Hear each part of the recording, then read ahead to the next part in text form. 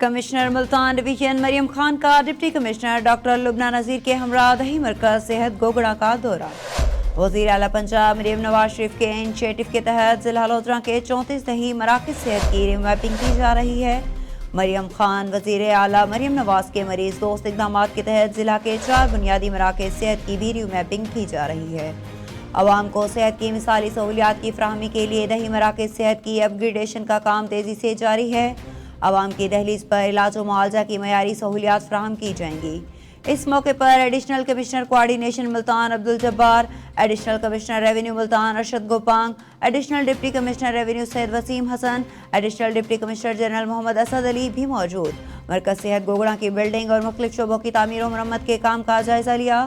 Commissioner Multan divisions مراکز صحت پر جدید طبی آلات کی فراہمی اور ماہر ڈاکٹروں کی تعیناتی کو یقینی بنایا گیا۔